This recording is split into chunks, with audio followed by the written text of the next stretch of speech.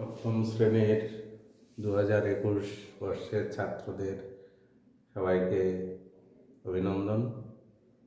আশা করি সবাই তোমরা ভালো আছো। তোমাদের আজ পাটিগণিতের অনুপাতের উপরে দু একটা অঙ্ক আলোচনা করব। তোমরা একটু লক্ষ্য করো কিভাবে অঙ্কগুলো করছি। এবং এই প্রসঙ্গে আর একটা কথা বলছি যে তোমরা ভিডিওটা দেখার পর সাবস্ক্রাইব করবে, তাহলে পরবর্তীতে তোমাদের আর গ্রুপে আমাকে পাঠাতে হবে না। অটোমেটিক্যালি তোমরা যেদিন পড়ানো হবে সঙ্গে সঙ্গে মেসেজ পেয়ে যাবে। তো এখানে বলছি যে তিন বন্ধু, একজন হলো এ, একজন হলো বি, আর একজন হলো সি। এই তিন বন্ধুর মধ্যে কিছু টাকা ভাগ করে দেওয়া হচ্ছে। কত টাকা? 1200 টাকা। খুব কম। কেমন ভাগে ভাগ করা হচ্ছে? যদি সমানভাবে ভাগ করা হয় তাহলে তিনজন 400 টাকা করে পাবে। 400, 400, 400, 1200 টাকা। ওইভাবে ভাগ করা হচ্ছে না। বলা হচ্ছে যে এ যত টাকা পাবে, এ যদি এক্স টাকা পায় তাহলে বি তার থেকে 50 টাকা বেশি পাবে, আর সি পাবে বি যা পেয়েছে তার থেকে আরো সি কত পাবে? প্রাপ্ত টাকা 3 গুণের থেকে 200 টাকা বেশি। সি পাবে বি এর প্রাপ্ত টাকার 3 গুণের থেকে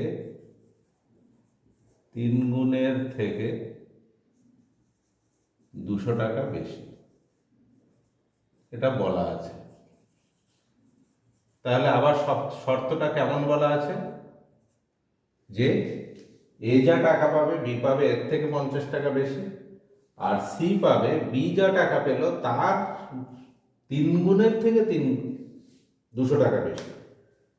তাহলে সি কত টাকা পাবে? বি তো 50 টাকা বেশি পেল এর থেকে। সি পাবে বি এর প্রাপ্ত টাকা মানে এক্স প্লাস 50, তার 3 গুণ করো ইন্টু 3 মানে 3 ইন্টু এই টাকা তো পাচ্ছে, তার থেকে আরো 200 টাকা বেশি, অর্থাৎ এই টাকাটা। এই 1200 টাকা এমনভাবে ভাগ করা হলো। তাহলে প্রশ্নটা আমি বলছি, প্রশ্নটা লিখিনি যে 1200 টাকা এ বি সি এই তিনজনের মধ্যে এমনভাবে ভাগ করা হলো, এ যা টাকা পায় বি পাবে তার থেকে 50 টাকা বেশি, এবং সি পাবে বি এর প্রাপ্ত টাকার 3 গুণের থেকে 200 টাকা বেশি। তাহলে কে কত টাকা পাবে? তাহলে তিনজন মিলে মোট কত টাকা পাচ্ছে? তাহলে প্রশ্নানুসারে লিখতে পারি, প্রশ্নানুসারে এখান থেকে এক্স এর টাকা হলো এক্স টাকা, বি এর হলো এক্স প্লাস 50, সি এর হলো 3 ইন্টু এক্স প্লাস 50 প্লাস 200। একেবারে আমরা এই লাইনে চলে গেলাম, এটা ইজ ইকুয়াল টু 1200 টাকা। এইবার কি করতে হবে? যে এই টাকাটাকে সমাধান করতে হবে, এটাকে সিম্পলিফাই করব কিভাবে? যোগ বিয়োগ জানতে হবে। এক্স প্লাস 50 ব্র্যাকেটটা তুলে দিলাম, 3 দিয়ে গুণ করতে হবে। এটা যে বন্ধনীটা আছে না, এর সঙ্গে 3 গুণ আছে, তাহলে 3 into x plus 150 plus 200 is equal to 1200। পরের লাইনে লিখবো কটা এক্স আছে? একটা, দুটো, এখানে 3টে। তাহলে এক্স এর টোটাল ভ্যালু কত? 3টে, আর আগে 4টে, আগে 5টা, 5x। এটা আছে 150 টাকা আর 50 টাকা। 50 টাকা 150 টাকা কত? 200। 200 প্লাস 200 400। 400 টাকা ইজ ইকুয়াল টু 1200, আর 5x ইকুয়াল টু এই 1200 টাকা ডান দিকে আছে, তাহলে দুই দিকে যদি 400 টাকা করে বিয়োগ করে এই 400 টাকাটা উঠে যাবে, আর এদিকে চলে আসবে একটা 400 টাকা।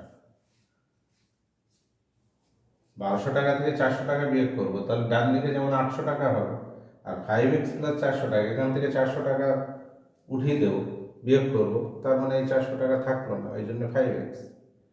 অ্যাকচুয়ালি এই যে সমাধানের সমান সমান ইকুয়াল চিহ্নের যদি এপাশে 400 বিয়োগ করি, ডান দিকেও 400 বিয়োগ করতে হবে। বাঁ দিকে 400 বিয়োগ করা মানে এই 400টা উঠে গেল, আর ডান দিকে 400 তো বিয়োগ করলাম। তাহলে পরের লাইনে লিখতে পারি 5x ইকুয়াল টু 1200 থেকে 400 বিয়োগ করলে হয় কত, 800। তাহলে এটা x এমন একটা টাকা, তার 5 গুণ সমান 800 টাকা। তাহলে শুধু x এর মান কত হবে, 5 গুণ সমান 800। তাহলে x ইকুয়াল টু হবে 5 ভাগ করতে হবে 5 ষোলো 80, 160। তার মানে x এর মান বেরোলো 160। তাহলে কে কত টাকা পাবে, তাহলে এ পাবে 50 টাকা, x এর মান কত বেরোলো 50। বি পাবে 50 প্লাস 50 100, তাহলে 100 টাকা আর এই 50 টাকা। তাহলে সি পাবে 160 প্লাস 50 মানে 210। 210-এর এক্স এর মান কত 160, তার সঙ্গে 50 যোগ করো, তাহলে 210, তাকে 3 গুণ করো, 3 একে 3, 3 2 6, 630, তার সঙ্গে 200 যোগ করো, 0 3 6 830।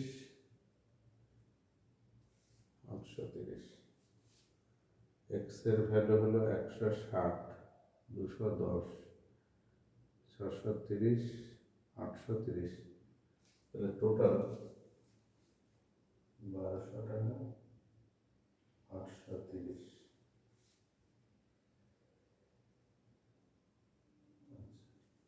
ভুল লিখেছি, এক্স এর মান তো 160 বেরিয়েছে, এক্স এর মান তো 160, এই জন্য মিলছে না।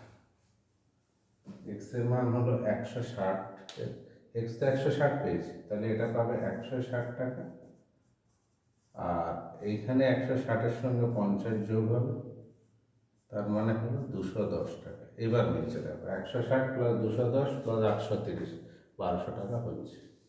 তাহলে এখন এদের তিনজনের প্রাপ্ত টাকার অনুপাত কত, এ পেয়েছে কত 160 টাকা, বি কত 210 টাকা, আর সি কত, এই টাকাটা সি পাচ্ছে, সি পায় 830 টাকা।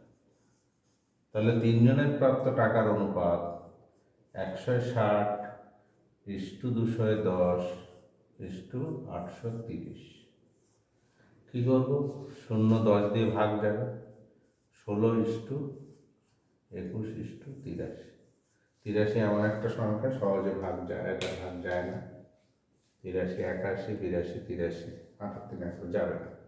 অতএব তাদের তিনজনের ওই যে টাকাটা ভাগ হয়েছে প্রাপ্ত টাকার অনুপাত, সেটা হলো 16:21:83।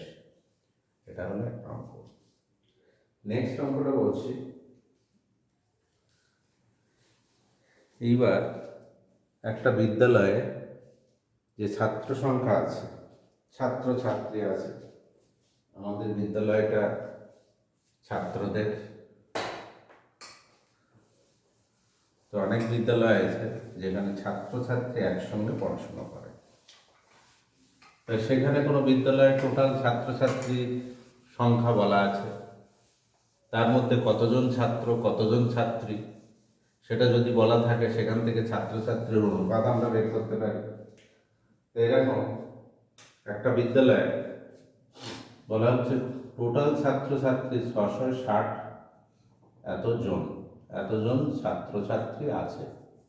ভালো করে প্রশ্নটা বুঝে নাও, আমি প্রশ্নটা পুরো লিখিনি। একটা বিদ্যালয়ে ছাত্রছাত্রী আছে এতজন, তাদের অনুপাতটা কত, ছাত্র বেশি পড়ে আর ছাত্রী কম, ছাত্রছাত্রীর অনুপাত 13:9, এই অনুপাতে আছে। এইবার কিছুদিন পর 30 জন ছাত্রী যোগদান করেছে। কিছুদিন পর, প্রথম কিছুদিন পর সবাই একসঙ্গে ভর্তি হয় না, অনেক সময় দেখা যায় পরে আবার ভর্তি হয়, তাহলে কিছুদিন পর কিছু ছাত্রী ওখানে স্কুলে যোগদান করেছে আর কিছু ছাত্র যোগদান করেছে। তাহলে কতজন ছাত্রী? 30 জন ছাত্রী এরা ভর্তি হলো, যোগদান করলো। আবার ওই কিছুদিন পর কিছু ছাত্রও ভর্তি হয়েছে, কিছু ছাত্রও যোগদান করেছে। করার ফলে দেখা যাচ্ছে যে আগে যে অনুপাতটা ছিল ছাত্রছাত্রীর, এইটা এখন অনুপাত দাঁড়াচ্ছে ছাত্র ইস্টু ছাত্রী, সেটা হলো 4:3। এটা কি এখন অনুপাত, ছাত্র ছাত্রীর অনুপাত। তাহলে এখন প্রশ্ন হলো, কতজন ছাত্রী যোগদান করেছিল কিছুদিন পর? 30 জন ছাত্রী। তাহলে এবার কিছু ছাত্র যোগদান করেছে, কিন্তু জানে না কতজন ছাত্র যোগদান করেছে, জানে না। এখন প্রশ্ন হলো, তাহলে কতজন ছাত্র যোগদান করেছিল? ছাত্র তো কিছু যোগদান করেছে, তাহলে প্রশ্নটা হলো কতজন ছাত্র যোগদান করেছিল। তাহলে আবারও বলছি প্রশ্নটা, যে একটা বিদ্যালয়ে শুধু ছাত্র পড়ে না, ছাত্রছাত্রী পড়ে, এরকম অনেক স্কুল আছে। তো আমাদের এখানেই আছে রামানন্দ চ্যারিটি হিন্দি স্কুল, সেখানে ছাত্রছাত্রী কোয়েট স্কুল। তো সেখানে ছাত্রছাত্রী এতজন ছাত্রছাত্রী টোটাল পড়ে, ওদেরও বেশি পড়ে না। তো 660 জন ছাত্রছাত্রী, তার মধ্যে ছাত্রছাত্রীর অনুপাত হচ্ছে এত। এইবার দেখা যাচ্ছে কিছুদিন পর 30 জন ছাত্রী যোগ দিয়েছে এবং কিছু ছাত্র যোগ দিয়েছে। ছাত্র আর ছাত্রী যোগ দেওয়ার ফলে এখন ছাত্রছাত্রীর অনুপাত দাঁড়াচ্ছে 4:3। তাহলে প্রশ্নটা হলো, কতজন ছাত্র যোগ দিয়েছে? দেখো, এই অঙ্কটা করতে গেলে আমাদের ফার্স্টে অনুপাত দেওয়া থাকবে, মোট সংখ্যা দেওয়া আছে আর অনুপাত দেওয়া আছে। তাহলে এখান থেকে ছাত্রছাত্রী, যে আগে কতজন ছাত্রছাত্রী ছিল, এই 660 জনের মধ্যে কতজন ছাত্র কতজন ছাত্রী আমরা বের করতে পারি। সেটা তাহলে কি 13:9, মানে কি এটা যোগ করবে। 13-র সঙ্গে 9 যোগ করলে কত হয়? 22। তার মানে 22 জনের মধ্যে 13 জন কিন্তু ছাত্র। এই অঙ্কটা বলছে যে 22 জনের মধ্যে 13 জন ছাত্র, তাহলে একজনের মধ্যে কত? 13/22। আর এটাকে বলে আনুপাতিক ভাগহার, যে টোটাল 22 জন ছাত্রছাত্রীর মধ্যে 13 জন হচ্ছে ছাত্র, এটা ভাগহার এই এতটা। তাহলে 660 জনের মধ্যে কত ছাত্র পেয়ে যাবে? এখান থেকে কাটাকাটি করো, 6, 22, 3, 30, 3, 13, 39, 390। 390 যদি হয়, 660 থেকে বিয়োগ করে দাও, তাহলে ছাত্রী সংখ্যা হলো, এখানে আমরা উত্তর শুরু করে দিয়েছি, ছাত্রীর সংখ্যা হলো 660 থেকে যদি এটা বিয়োগ করো পেয়ে যাবে, বিয়োগ করবে না তোমরা, এটাকে এইভাবেই লিখবে, 9-22 ইন্টু 660, 22 দিয়ে এটাকে কাটবে 30, 3-9 27, 270। তাহলে 600 যে 60 জন ছাত্রছাত্রী ছিল, তার মধ্যে ছাত্র সংখ্যা হলো 390 আর ছাত্রীর সংখ্যা 270। যোগ করে দেখো তো, 660 হচ্ছে কিনা? 0, 9 7 16, 6 হাতে 1, 3 2 5 আর 1 6, মিলে যাচ্ছে। তার মানে ঠিকই আছে। এখন কিছুদিন পর ছাত্রী যে যোগদান করেছে, 30 জন ছাত্রী যোগদান করায়, তাহলে ছাত্রী সংখ্যা কত হলো? ছাত্রী ছিল কত আগে? আগে তো ছাত্রী ওখানে পেয়েছি 660 জনের মধ্যে ছাত্রী কিন্তু এতজন ছিল, ছাত্রী 270। আর যোগদান করেছে কতজন? 30 জন যোগদান করেছে। তাহলে এখন মোট ছাত্রী সংখ্যা কত হলো? মোট ছাত্রী হলো 270, আগে ছিল তার সঙ্গে 30 জন যোগ করো, 30 জন যোগদান করেছে, তার মানে 300 জন হলো। 300 জন। এই 660টা যোগ করেছে, এটা বুঝে নেওয়ার জন্য, এটা আমাদের দরকার নেই। তাহলে এখন কতজন ছাত্র যোগদান করেছিল জানি না, কিন্তু অনুপাত তো বলা আছে, ছাত্রছাত্রীর অনুপাত 4:3। তাহলে 4:3টাকে এমনভাবে লিখতে পারি, 4:3 মানে যে ছাত্র ইস্টু ছাত্রী সংখ্যা 4:3, তাহলে এখানে একটা সাধারণ গুণনীয়ক ধরে নেবে, এক্স হলো সাধারণ গুণনীয়ক, যেখানে এক্সটা এটা দেন 0। তাহলে ছাত্র সংখ্যা কত হবে? অনুপাত থেকে সংখ্যা লেখা যায় না, ছাত্র সংখ্যা 4x আর ছাত্রীর সংখ্যা হলো 5x। তাহলে ছাত্রছাত্রীর অনুপাত 4:3, তো তাহলে 3x। তাহলে ছাত্র সংখ্যা হলো 4x, ছাত্রীর সংখ্যা 3x ইজ ইকুয়াল টু এটা।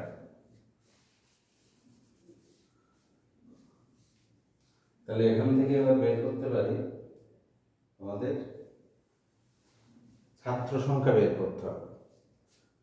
তাহলে ছাত্র যদি 4x হয়, ছাত্রী হলো 3x। তাহলে এখন এই 3x সমান কত? 3x সমান তো পেয়ে গেছি 300। তাহলে x সমান কত? 100। এটা 3 গুণ আছে, 3 গুণ x ইকুয়াল টু 300, x সমান 100। তাহলে x এর মান 100 হলে ছাত্র সংখ্যা কত আছে? 4x। সুতরাং ছাত্র সংখ্যা হলো, এটা আমি আরেকবার বলবো কিভাবে করেছি, 4 ইন্টু এক্স সমান 4 ইন্টু 100 সমান 400। তাহলে এখন কিন্তু ছাত্র সংখ্যা যেটা ছিল আগে কত, 390, তার মানে 10 জন ছাত্র যোগদান করেছে। কতজন ছাত্র পরে ভর্তি হয়েছে? সুতরাং পরে এই 400 বিয়োগ 390, তাহলে এতজন ইজ ইকুয়াল টু 10 জন ছাত্র এটা যোগদান করেছিল।